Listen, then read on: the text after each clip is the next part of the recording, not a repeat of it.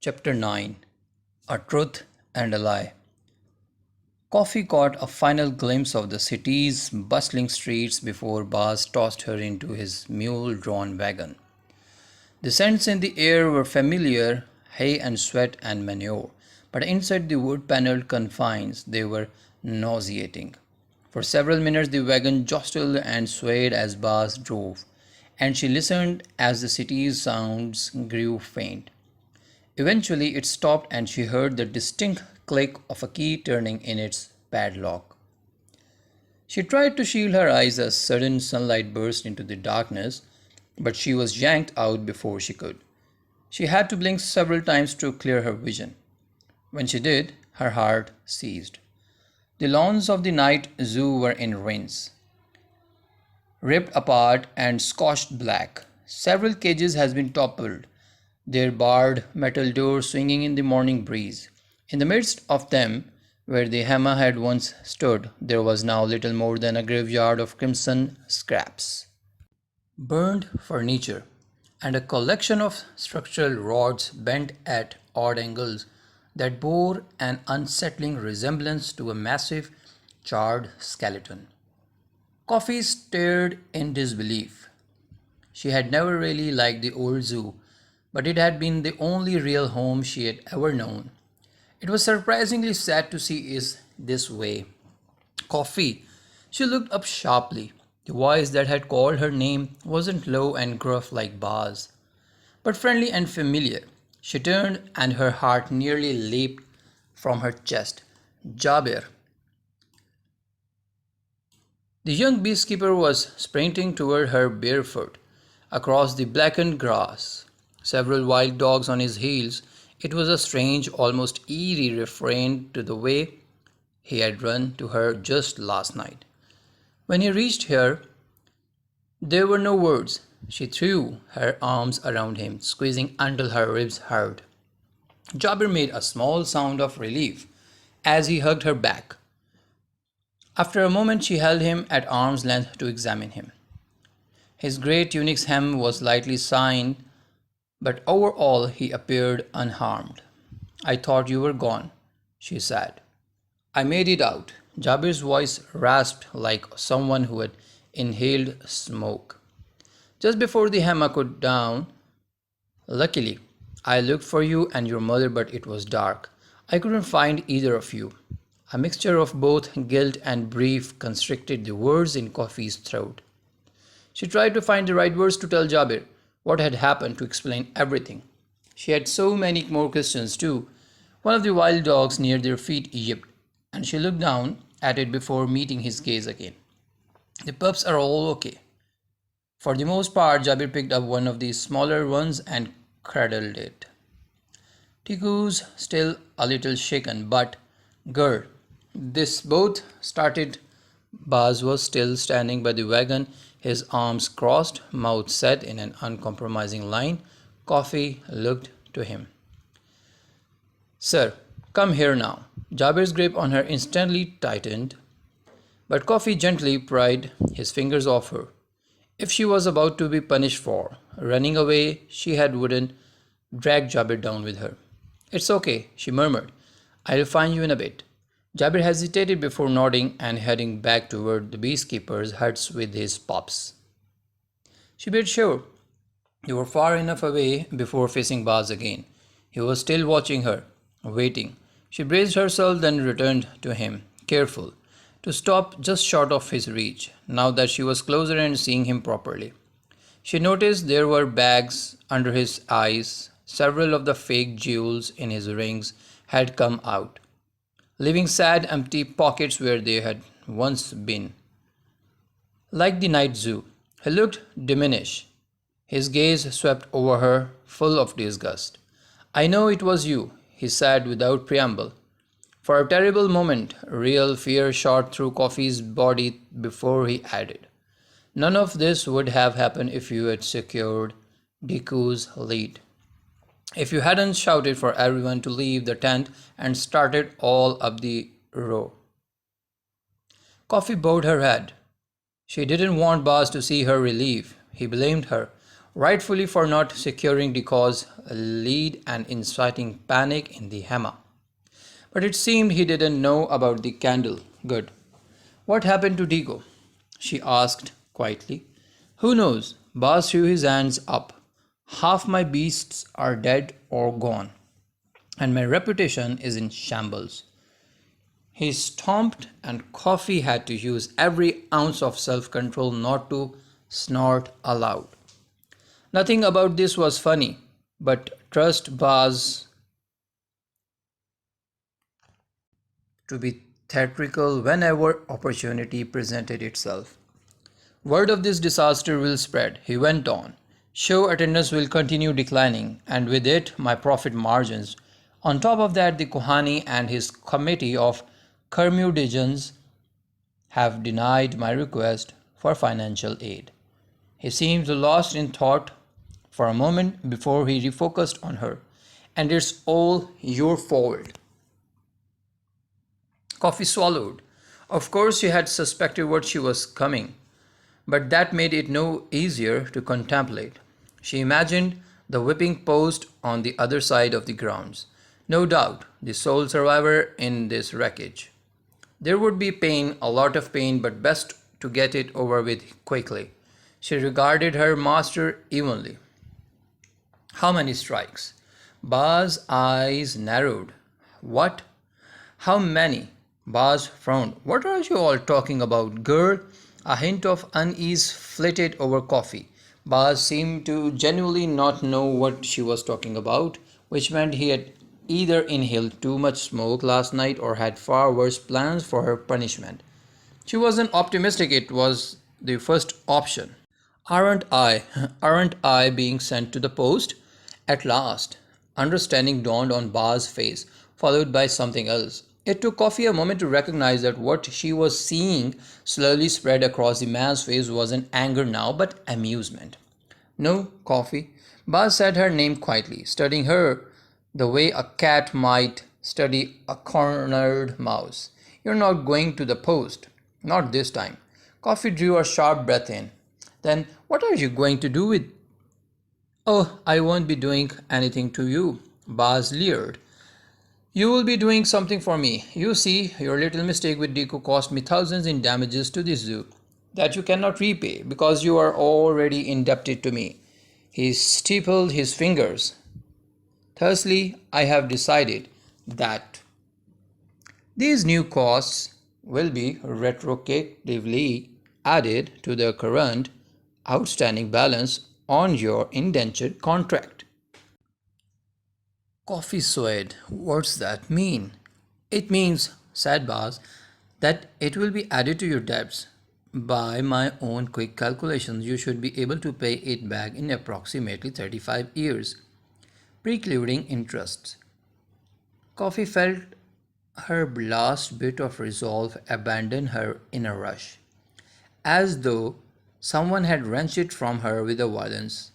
The world around her spun, blurred, and she found she couldn't speak as Baaz's words pierced her. 35 years. Not weeks or months, but years. In her mind, she caught snatched glimpses of old memories, the tattered edges of the life she had had before this one. She remembered being small, sitting atop her father's shoulder one morning, as she had explained that they were going on an adventure. At the time, it had sounded fun, working in a zoo full of interesting animals. She had been too young back then to truly appreciate the severity of things like terms and conditions. And only after Baba had died had the terrible reality shown its true face. Her father's remaining debt had become hers. For nearly a decade after, she and Mama had worked every single day to pay down those debts, and they had come so close. 35 years. Now that debt would increase by thousands. That can't be right. Koffi swallowed the sour bile rising in her throat. Tried to still her buckling knees. You can't just do that. I'm not an adult. I didn't even sign my own indenture. It's done, girl. Baaz's eyes were devoid of any compassion, and the law is on my side. I will inform you of your new balance once my contractor completes his assessment of the damages and the cost of repairs. In the meantime, get to the cleaning before I change my mind about the post. He eyed the grounds around them, disgusted, filthy. Koffi watched him saunter away, feeling numb. She had always known the punishment for what she had done was going to be bad. But this was far worse than anything she could have fathomed.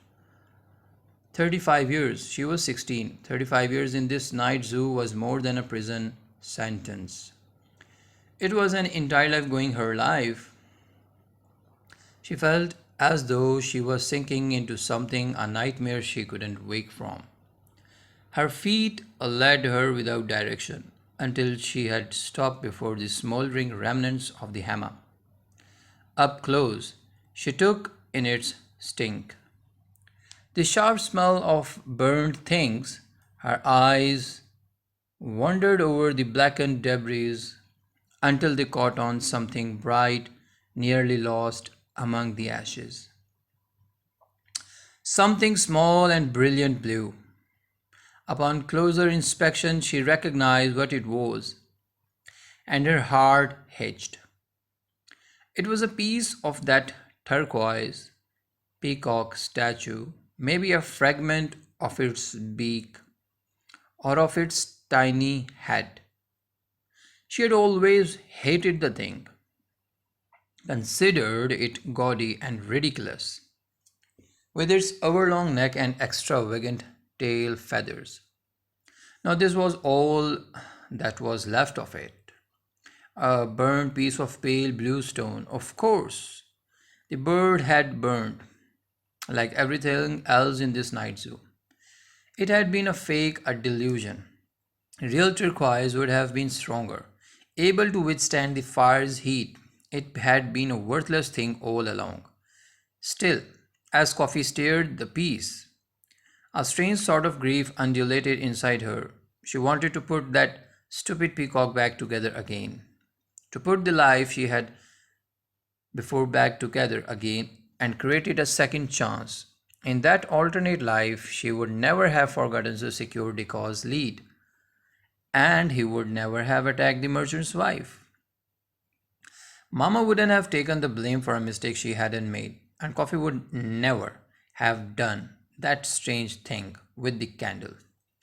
She wished with all her heart that she could take back every bit of it. Trade the wrong choices for the right ones, have a second chance to. Her breath caught in her chest suddenly. She was still starting and staring at the hammer's remnants, still standing in its ashes, but a single word had ensnared itself in her mind. Trade.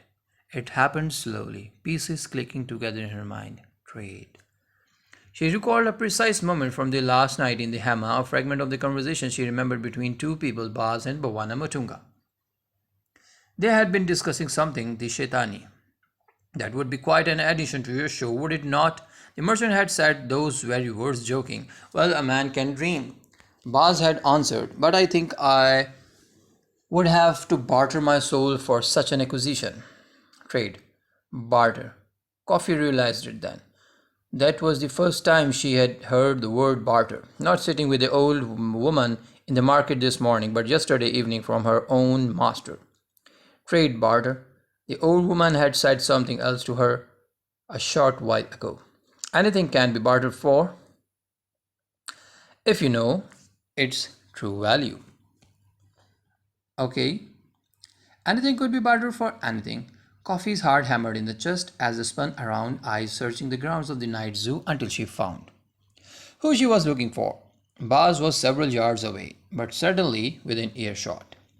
Sir, she practically shouted as she tore after him, ignoring the pain in her legs as she pushed herself to run faster. Sir, wait. Baaz glanced over his shoulder. annoyed, then fully turned as she saw Koffi barreling towards him. She stopped before him and took a moment to steady her voice before speaking. Sir, she repeated, I want to propose a barter. Baaz's brows had pinched together in confusion. Now they showed in surprise. You want to propose what? Koffi saluted. She wasn't sure if the words were right, but she didn't care anymore. This was her last hope, and she had to try. I said, I want to propose a barter. She repeated more firmly, in exchange of my indentured contract. Baaz stared at her blankly for a moment before his expression split between irritation and incredulity. You can't barter with me. Koffi held her ground. Why not? Baaz narrowed his eyes. Because you have nothing to barter. You are indebted, penniless. You own absolutely nothing. That was true. All her life, Koffi had been poor, saddled with debts that didn't belong to her. Baaz was right in saying that she didn't own anything, but that didn't mean she had nothing. I do have something, she said quickly. The thing you want most of all. Baaz answered with a refreshed scowl. And what would that be? The night zoo's newest attraction, which I can procure for you. Koffi bowed her head, trying to look demure. For this to work, she would have to sound convincing but natural. What are you talking about? Baaz growled. Koffi took a deep breath. Last night after I escaped the night zoo and went over the wall, I saw a creature in the lemongrass field, she said. Baaz's eye narrowed. What kind of creature? A massive, terrible beast, she said ominously, with night black eyed and teeth longer than my fingers. Your fingers? It's true? Koffi held her master's gaze. If she had learned one thing from watching him at the night zoo all these years, it was how to tell a story, how to capture an audience with embellished words and dramatic pauses. And I know what it was the Shetani. The word's effect was instant. Baaz stiffened. That's not possible. It is. It is, Koffi contradicted. I saw it myself. It came toward me. And yet here you stand. Baaz crossed his thick arms unharmed. It didn't touch me, Koffi explained. It ran away because she hesitated. This was the moment of the truth, the tethering of the truth and a lie. Because I commanded it to go and it obeyed. There was a pregnant pause. So long, Koffi began to sweat. Baaz stared at her, turned, then threw back his head with a laugh. You, he said between the wheezes, you expect me to believe that you, a scrawny child, gave the Shetani of the greater jungle a command and it obeyed. I wouldn't be standing here if it hadn't. Koffi kept her expression stoic. And neither would a warrior who went over the wall and came after me. He was so scared he ended up letting me go. Baaz stopped laughing at once. A shadow of something passed over his face as her words seemed to sink in, and with them a comprehension she didn't understand. Then she saw a new emotion, fear. You really saw it in the flesh? His eyes were round, horrified, and you really commanded it to spare you? I did. How? Baaz whispered. How did you do it? Magic. Magic hasn't always been confined to the pages of the stories. Koffi parroted back the words the old woman had said to her in the market. It's faded, but it still exists in the Lkossa for a chosen few. I am one of those few. Baaz raised a finger at her. What you are saying now is blasphemy. He warned you. I couldn't report you. You could, said Koffi quickly, or you could change your fortune significantly. Baaz stared. What do you mean? I sent the Shetani away last night, said Koffi, but what if I could find it and bring it back to the night zoo? What if it became your newest attraction? It would never work. Baaz swallowed. People would never pay to see something so horrid. I know one person who would. Koffi countered, the Kohani. You heard what the merchant said last night. Traders won't come to the city anymore. People are afraid. How do you think a man who controls the deepest coffers in the region would express his gratitude to the person who takes care of the biggest problem? She watched as the fears in the Baaz's face turned to hunger. She knew then. At the exact moment, then she had him. Her master was cruel, violent, greedy, but above all else, he was a businessman. Her performance was nearly done. You mentioned a barter, he said slowly, calculating. What would you trade in exchange for the Shetani? The permanent erasure of my family's debts to you so that I am free to leave the night zoo forever. Said Koffi immediately. Jabir's debt too, and I will have to go into the jungle to find the Shetani, so I will also need a small stipend for food and supplies. Naturally, Baaz answering smile with razor sharp, he titled his head, and as though seeing Koffi for the first time, this does put us at what some would consider conflict of interest. Once I let you leave this place again, you are free to just run off again. I will be back for Jabir, said Koffi. I won't leave him. Baz shook his head. You already abandoned him once. What's to stop you from doing it again? The words stung. The Koffi, suddenly glad Jabir wasn't nearby to hear this conversation. Of course, she hadn't known. He was still alive and trapped here. She had immediately assumed the worst. But that didn't change the truth. Baz was right. She had abandoned him. His smirk deepened. I think what we need here are some stipulations, he said cheerfully, to ensure you are truly invested. Koffi swallowed. What do you want? Clearly set parameters, said Baz. Your little hunt will have a time limit. You have until the start of the monsoon season to find the Shetani and bring it back here. If you do not, I will add an inconvenience fee of 700 fidas to your doubts. Koffi frowned. Monsoon season was almost here, so she only had a week or so at most. Fine. If you return on time, but without the Shetani, there will also be an inconvenience fee. Got it? Finally, if you do not return to this zoo at all, Baz continue, the new debts you have incurred and the inconvenience fees will fall to Jabir and to your mother. Koffi froze. What? She tried to disentangle the jumble of thoughts ricocheting through her all at once, demanding her attention. Mama, it was impossible unless it wasn't. Baz was lying unless he was telling the truth. Could it be the truth? She gnashed her teeth, fighting pain, fighting hope.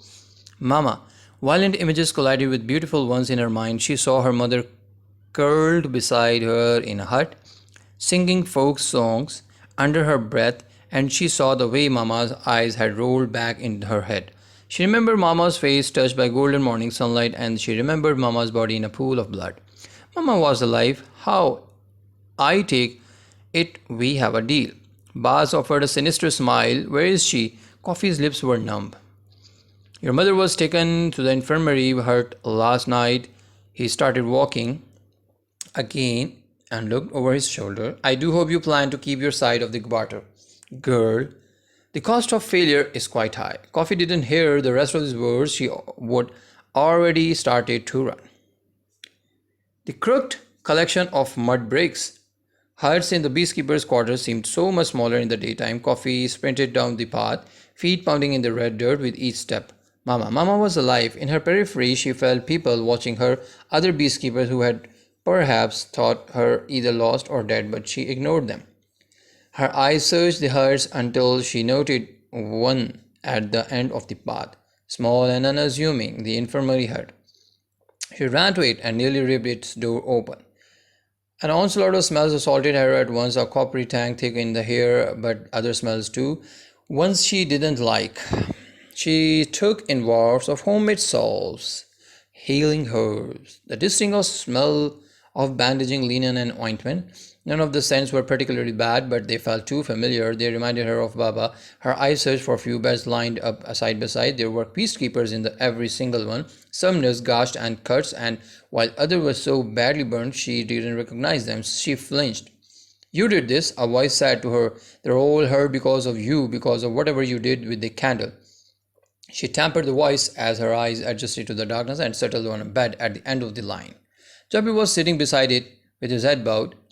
Blood roared in Koffi's ears as she ran to it. Mama was lying on her back, eyes closed. A thin blanket had been pulled up to her bare shoulders, but it wasn't long enough to cover there entirely, and her feet stuck out from the end. Koffi noted with a pang the bandage near the base of her head. It was stained in dark reddish brown. She comes in and out, Jabir explained, but I think she will be okay eventually. I have been making sure someone changes some other bandages. She'll be okay. Those were the only words Koffi heard. Okay, Mama would be okay. Her words came out choked. Thank you, Jabir, for everything. Neither of them spoke as they watched Mama's chest rise and fall for a while. I was worried for you, Koff. Jabir whispered to her. I was worried that you weren't going to come back. Girl pinched in Koffi's chest. The truth was she hadn't planned to come back, but not for a reason Jabir would have thought. She had thought there was nothing left for her, and here, nothing to fight for. Now everything had changed. Not only did she have Mama and Jabir to fight for, but she had a chance to look back and take back something she had thought she would never have again, the freedom. Jabir, she said quietly, I'm not saying what. There was a hardness in Jabir's voice, but beneath it she heard the hurt. Koffi, you can't run away again. If Baaz catches you a second time, I'm not running away. Baaz knows I'm going, she said to Koffi in a lower voice. She leaned in. I've made a deal with him. A momentary surprise flitted across Jabir's face. He looked like he wanted to ask thousands of questions all at once. Instead, he nodded for her to go on. And Koffi did. She told him everything that had happened, from the fateful moment with the candles to what she had seen on the other side of the new night zoo's wall. She told him about the old woman she had met and what she had learned about the magic in Lkossa. Finally, she told him about the deal. And I told him I wanted your debts clear too, to finish in a rush, see we can all live together, you, me and Mama.